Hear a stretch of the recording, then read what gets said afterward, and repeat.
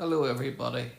This is Gareth Cahoon Speaks back here with my first live in a while, as I've been engrossed in watching the Israeli hostages return home and Hamas attacking its own civilians and shooting 20 um, innocent civilians. Um, let's see how the pro-Palestine supporters, what the reaction to this will be. The first story that I've got to talk about today is Vance and Witkoff, Kushner in Israel to advance Trump's Gaza deal as Hamas warned to comply or be eradicated. US Vice President J.D. Vance arrived in Israel Tuesday for talks about the second phase of President Trump's Gaza peace deal, while US mediators Steve Witkoff and Jared Kushner are here to press for the completion of the plan's first phase. Vance and his wife Usha arrived for a 3-day visit. Witkoff and Kushner met on Monday with Prime Minister Benjamin Netanyahu against the backdrop of Hamas's violation of the agreement when the terror group attacked Israeli troops, killing 2 soldiers. Israel responded with dozens of airstrikes, and Witkoff and Kushner met today with the hostages that were released last Monday. They thanked the two for their role in securing the deal that brought them home and Trump for making their release a top priority.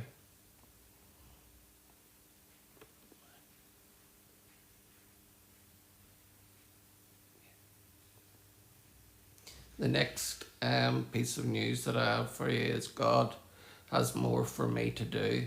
IDF combat engineer survives Gaza explosions, learns to pray for his enemies. Jerusalem, Israel, the phrase war is hell has resonated since US General William Tumachishurem said it to military cadets 14 years after the Civil War. Israeli combat engineer Lieutenant Colonel Levi Davis experienced the hell of war firsthand in Gaza. He had just married for 2 months when Hamas's attack on October 7th plunged him into combat. In a studio interview with CBN News, Davis remembered where we were called down to Gaza to specifically deal with tunnels and enemy infrastructure, just to blow them up with all of the tunnels of Hamas. Those tunnels have been such a point of so much death and so much destruction and trauma, and taking the hostages in, but our forces being inside, they've used it to come out and hurt our forces. Davis continued, so for 3 months we were in and out of Gaza every day, and we would have 1 or 2 missions, sometimes 3 or 4 every single day, and we would have to go in to do our work, come out, reload our explosives, going in again, and it was very physically intense. Not much sleep, many early mornings, many late nights, but there was so much work.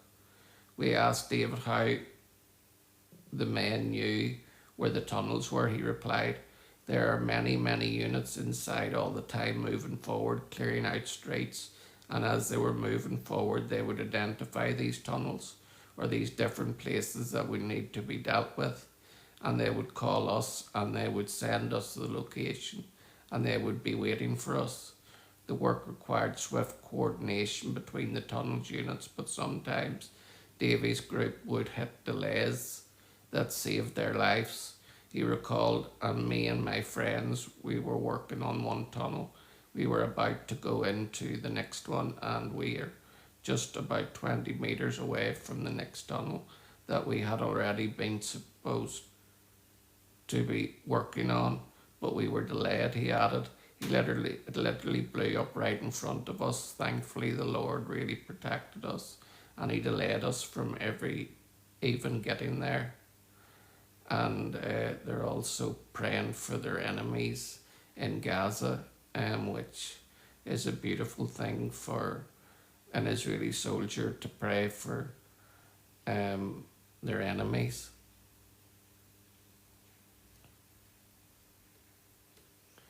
Spew of evil. Church buildings vandalised amidst No Kings protests against Trump. Church properties didn't make it unscathed through the weekend of leftist protests against Donald Trump. At least 2 church buildings in San Antonio, Community Bible Church and Church Unlimited Stone Oak, were tagged with graffiti messages amidst the No Kings protests in major cities around the country. To spew evil, spray paint this on our church is a form of hate. Causes me to question the very belief system of those who participate, condone and not condemn this kind of hate, language and ideology, wrote the Community Bible Church pastor Ed Newton in a Facebook post about the vandalism.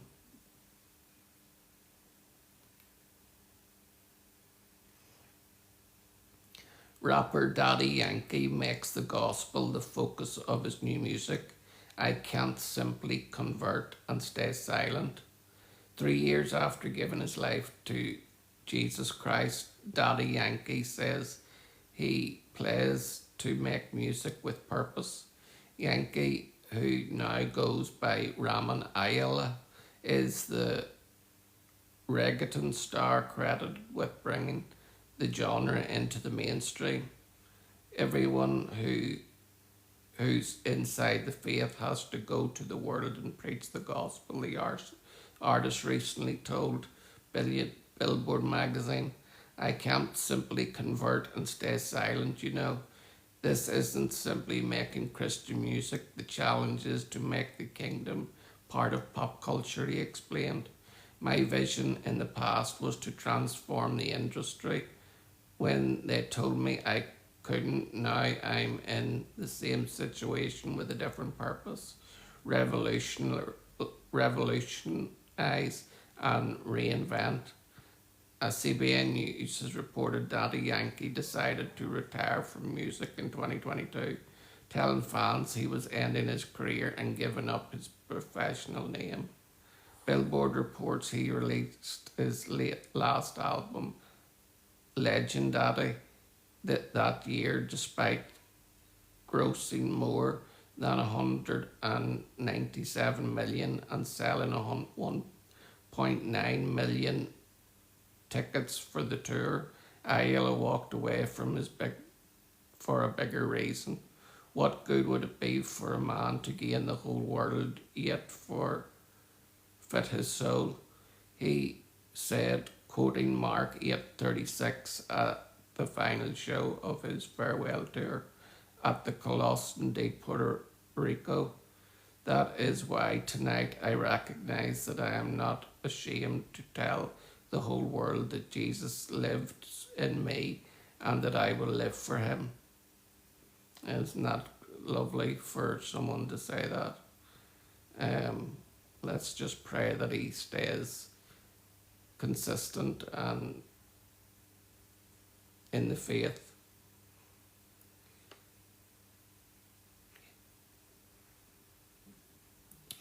Tensions surge as Trump targets Colombia in expanding Caribbean drug war. International tensions closer to home are rising as the US military continues striking alleged drug traffickers in the Caribbean. Just days ago, President Trump vowed to cut off aid to Colombia, accusing its president of being an illegal drug leader.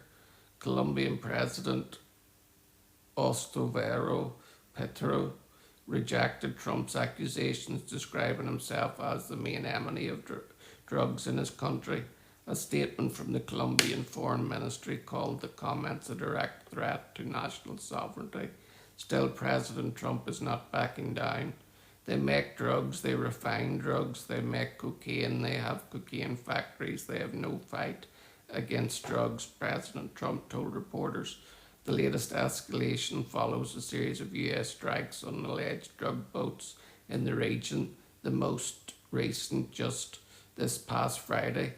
Defence Secretary Pete Hegseth posted on X that the vessel had connections to a Colombian terror organisation and carried a substantial amount of narcotics.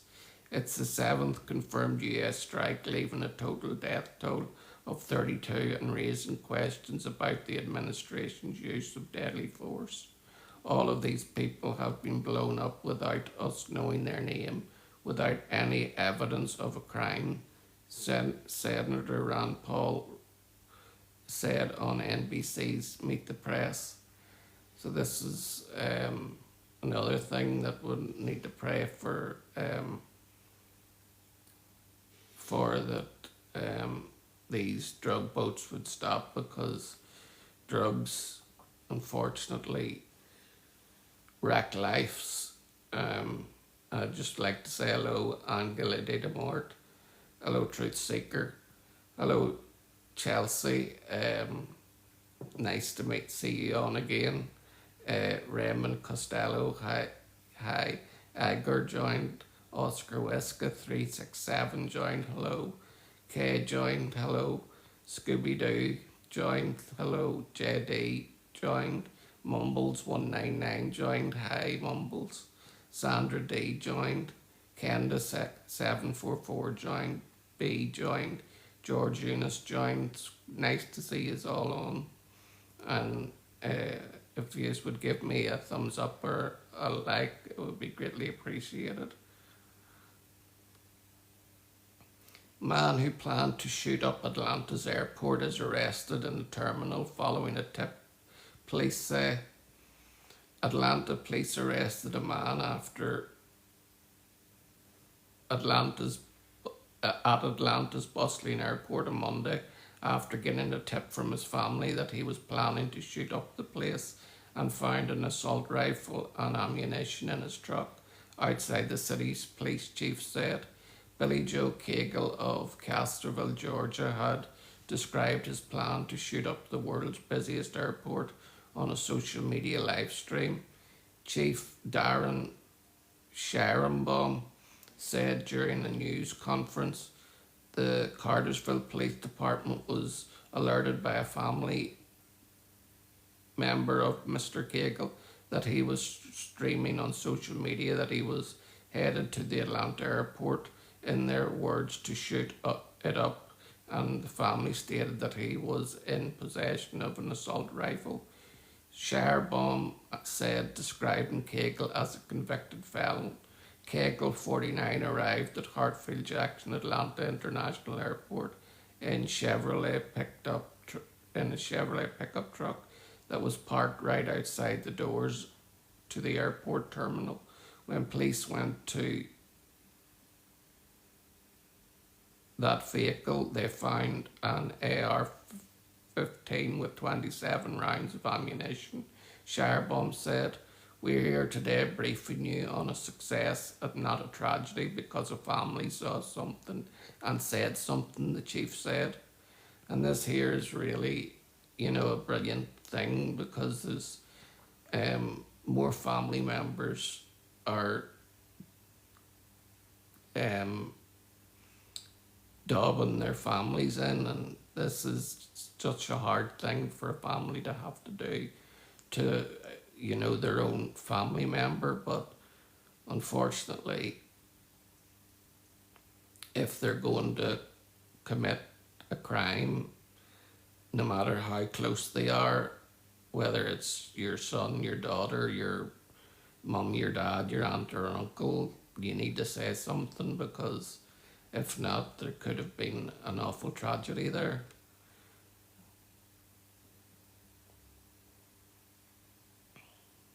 US appeal court says Trump can take command of Oregon troops through deployment blocked for now. Portland, Oregon, an appeals court on Monday put on hold a lower court ruling that kept President Donald Trump from taking command of 200 Oregon National Guard troops. However, Trump is still barred from actually deploying those troops, at least for now. US District Judge Karen Immergrut A Trump appointee issued two temporary restraining orders early this month, one that prohibited Trump from calling up the troops so he could send them to Portland, and another that prohibited him from sending any National Guard members to Oregon at all after the president tried to evade the first on order by deploying California troops instead. The Justice Department appealed the first order, and in a 2-1 ruling Monday, a panel from the Ninth U.S. Circuit Court of Appeals sided with the administration. The majority said the president was likely to succeed on his claim that he had the authority to federalize the troops based on the determination he was unable to enforce the laws without them. However, immigrants' second order remains in effect, so no troops may immediately be deployed. So that's a win for the radical left so far, and hopefully things will turn around there and they will be able to get that state under control. Trump says Gaza ceasefire holding despite Hamas attacks and IDF soldiers' deaths. Jerusalem, Israel. President Trump insists the Gaza ceasefire between Hamas and Israel is still holding despite an Hamas attack this weekend. However, some believe the plan could be in danger of falling apart. The Israel Defense Forces announced they had resumed the ceasefire on Sunday evening after an Hamas attack killed 2 IDF soldiers and wounded 3 more in the southern Gaza Strip.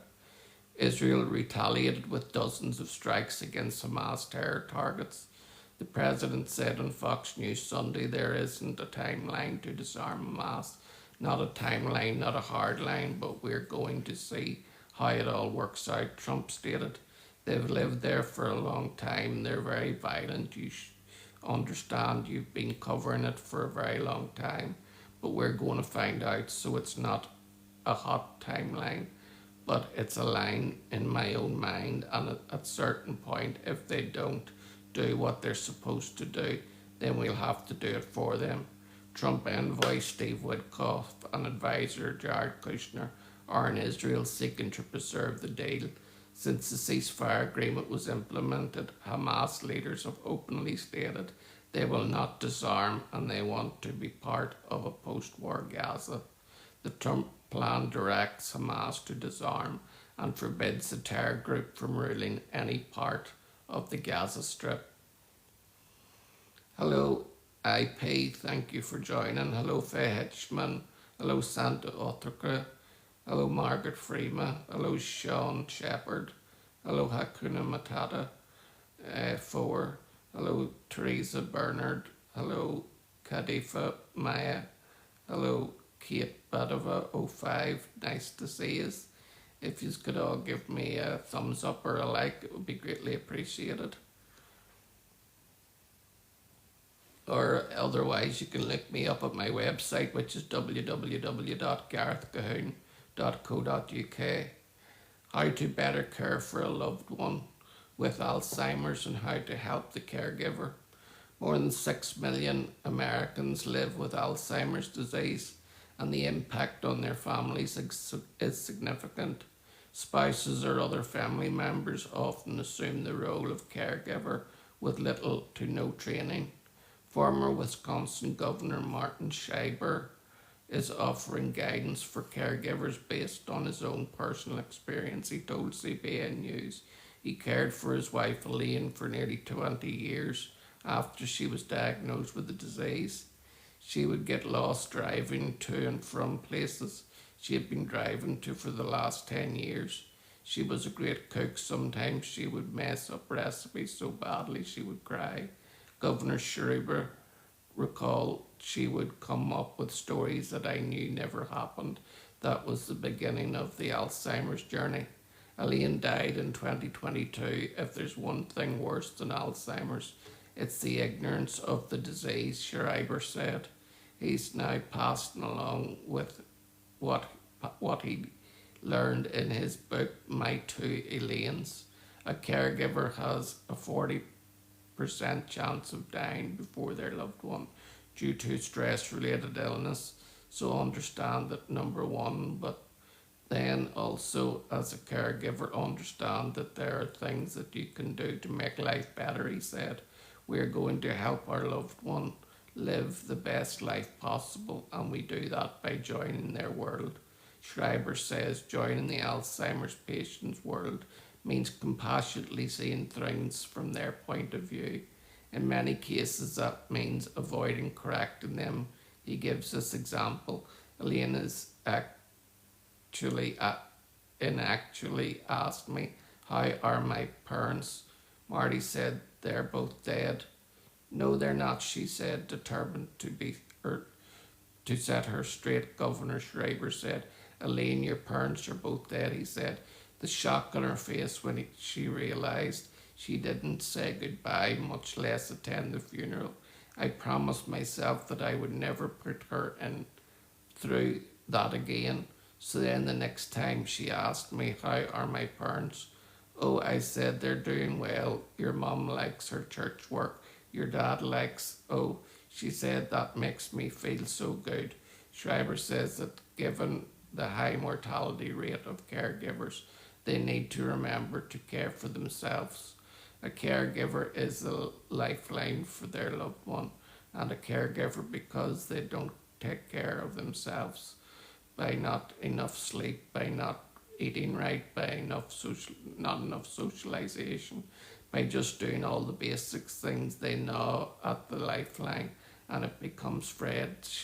He said, sometimes friends, neighbours and relatives don't know what to say to Alzheimer's caregivers, so they avoid them.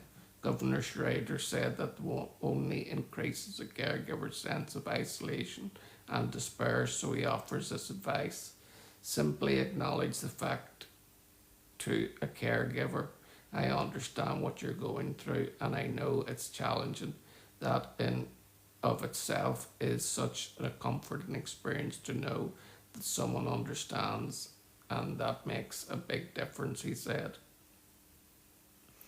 I know what it's like for caregivers because I am paralysed from the shoulders down, and my wife is my number one caregiver, and I always have to remember to try and keep her spirits up, to let her go out and get her hair done and to see friends and family, and it really helps them cope with everything that they do on a daily basis. And we so appreciate our caregivers in life as disabled people, and I just want to send a big thank you out to my wife who cares for me 24/7 and does it with a smile on her face, and I just love her very much.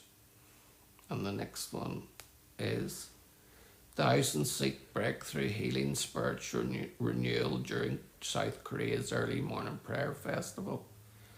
It's so in Seoul, South Korea, at the break of dawn, thousands inside Myeongsan Presbyterian Church cry out in unison, Ju Yo,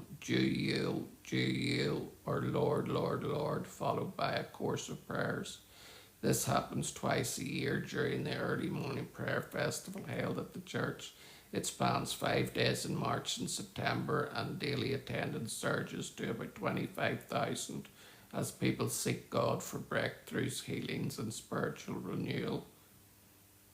Not only has it been a church tradition, but for many it has been a family tradition as well. Children who have been attending the early morning prayers are now parents who are bringing their own children to the service. Since I was a child, I experienced the grace and the blessings from the early morning prayer. Church member Jinju Jung told CBN News he answered my prayers, especially blessing me with good health, and this is why I bring my children, so they too will make it part of their daily lives. And this is so true, that whenever you make God a part of your daily life and bring him into your own circumstances, that he turns around and pours out such a blessing that there's not enough room to contain it. Hello PQ, thanks for joining. Hello me, thank you for joining. Hello Jonathan Tay 245, thank you for joining. Hello Crusader for Christ, thank you for joining. Hello Top B, thank you for joining. Hello William Sim, thank you for joining. Hasea Ali, thank you for joining. Nello Max 8688, thank you for joining. And Christian Patry, thank you for joining also. And the next post that I have for you is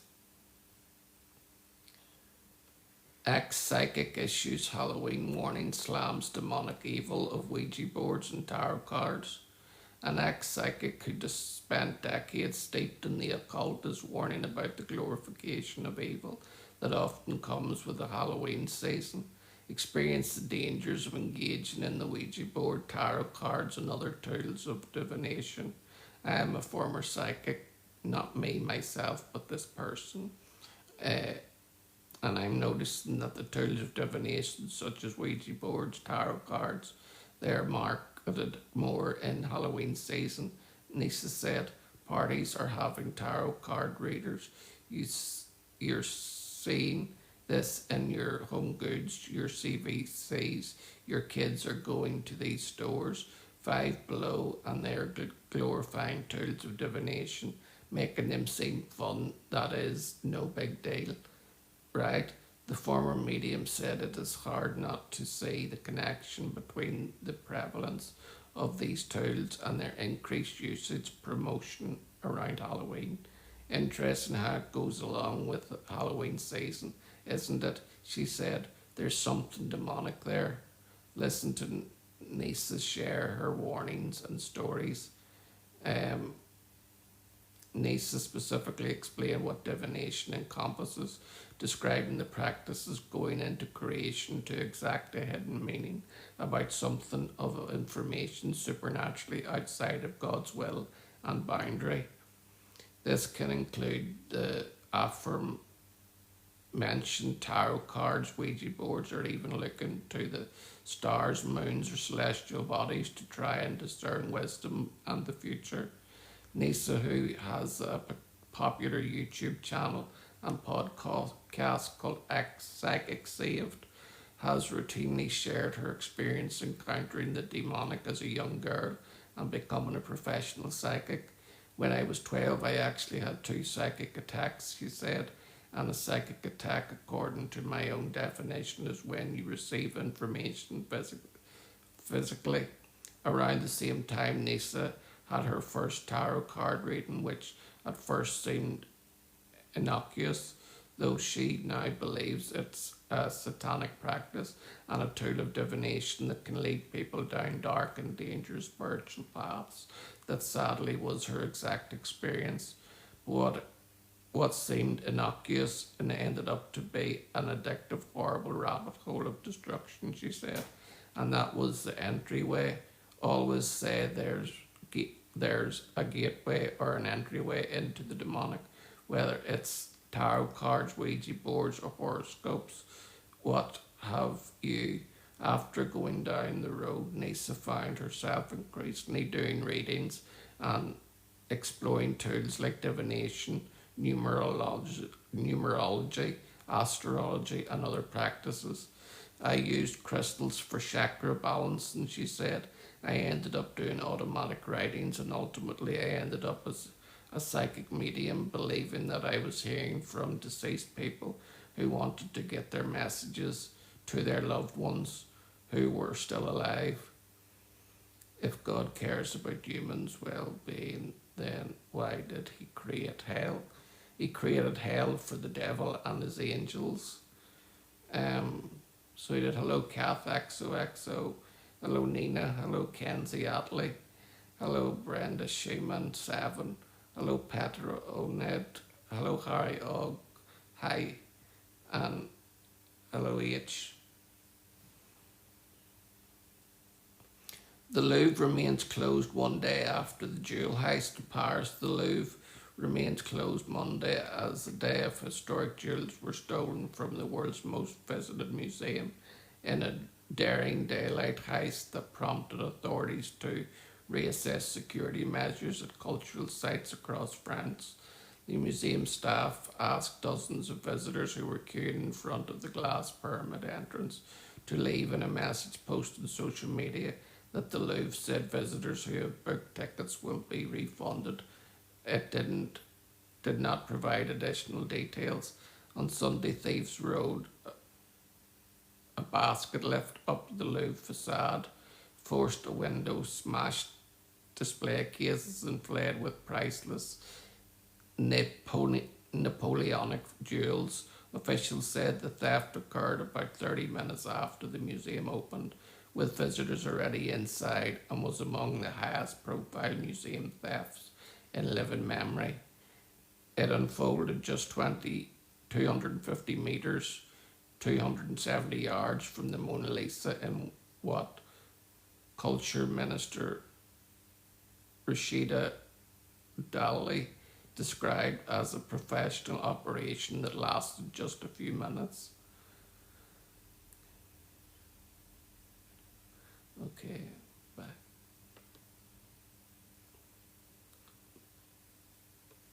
The next one I have to show you is major revival fact being missed amid desperation. Luke Smallbone explains.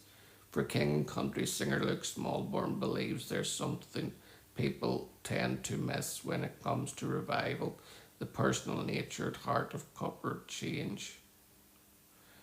I think a lot of times when people talk about the word revival, I think that they think about it like for everyone else, he told CBN News, and it always about like, well, it for young people. It's for this, no, no, no, start with yourself. Smallbone continued, if you can take revival into your marriage, it impacts your spouse.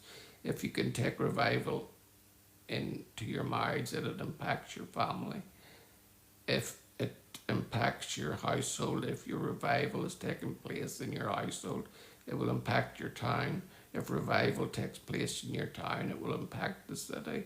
If revival takes place in the city, it will impact the state. Or his point, revival is something that starts with the individual and snowballs, impacting families and institutions along the way. Don't start with the state or the nation first, Smallbone said.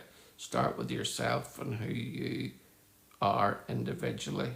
As for the droves of young people currently flooding to churches and faith, Smallbone said there's clear a level of desperation and the hunger among youths. The youth have tried everything else, he said, and the reason that they're coming back to Jesus is because they're saying, I've literally tried everything else and everything else is hopeless. I need something that is real, that is true. Smallbone comments on revival come as he and his brother just released World on Fire, a new song encouraging Christians to live their lives in a powerful, compelling way. So much so that their very existence is akin to a world on fire. I want to burn bright, Smallbone said. Watch the music video below.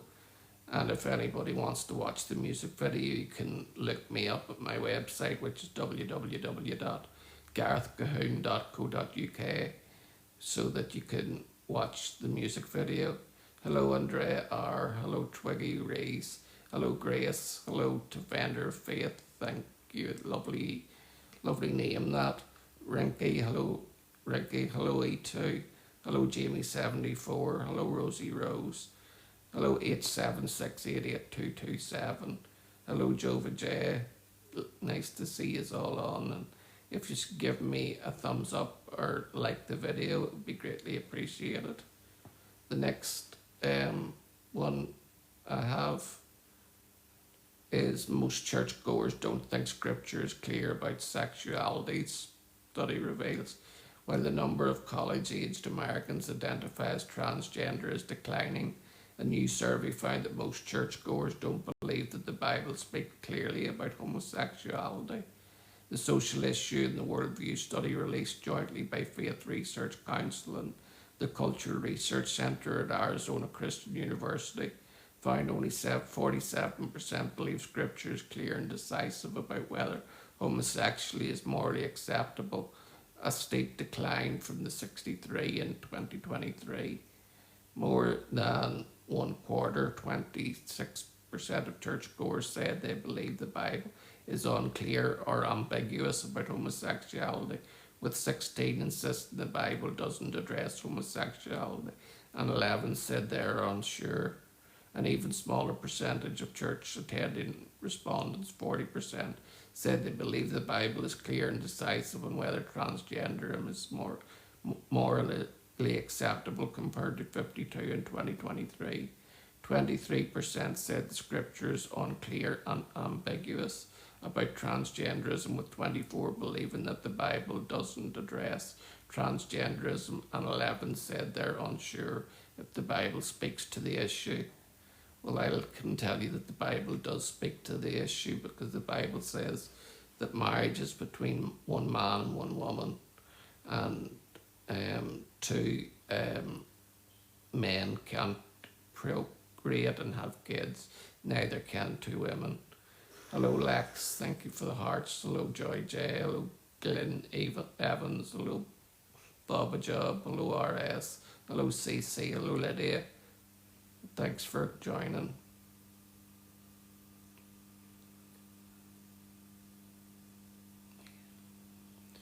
FBI says an Hamas terrorist who joined October 7th attack moved to Louisiana by lying on his visa application. New Orleans, the FBI has accused Louisiana resident of participating in the Hamas-led attack on Israel on October 7, 2023, then lying about his past and fraudulently obtaining a visa to live in the United States. According to an FBI criminal complaint unsealed this week, Mahmoud Amin Yaqub al-Mutabi armed himself and gathered a group to cross from the Gaza Strip into southern Israel during the attack that left more than 1,200 people dead. Hamas fighters also kidnapped more than 250 people, including dozens of American citizens, during the raid. This week, Hamas released the 20 remaining living hostages after the two sides agreed to a tenuous ceasefire in the Palestinian territory. Al-Mukabi was an operative of the Gaza-based military wing of the Democratic Front for the Liberation of Palestine, according to the complaint prepared by the FBI Supervisory Specialist Agent Alexandria M. Thompson O'Donnell and submitted to the federal judge on October 6th. O'Donnell serves on the task force investigating the murder and kidnapping of American citizens during the attack 2 years ago. On the US visa application, al-Mutabi denied he had ever been involved in terrorist activities and became a legal permanent resident in 2024, the complaint says. So the Hamas soldiers have not only infiltrated Israel, they're now infiltrating the West, and we'll need to stand up and pray about it. Hamas defies Trump, but Lebanon leaders signals shift toward Israel. Hometowns welcome hostages, which is a great thing.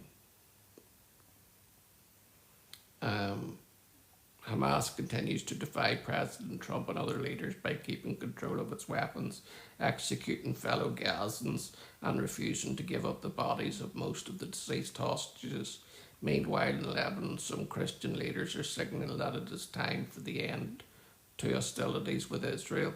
In a post on Truth Social, Trump again warned Hamas, saying, if Hamas continues to kill people in Gaza, which was not the deal, we will have no choice to go in and kill them. When asked later if his post meant the US troops would go into Gaza, Trump responded, no, I didn't say we would go in, but somebody will go in. It's not going to be us. We won't have to. There are people very close, very nearby that will go, and they will do the trick very easily, but under our auspices, which is great. that's that's all the American news I have for you today. I'll just sign off by saying Shalom, Maranatha, and Hallelujah, and thank you for coming and joining my live. Kedama Mat the Auntie Abaz, Lenny Gilbert 10, Lena, accept me please. Sorry, can't read. And Rach, thanks for the heart, and Bubba Fassel, thank you, and Marcus and Shusha join. Thank you all for joining. I'll talk soon. Shalom, Maranatha, and Hallelujah.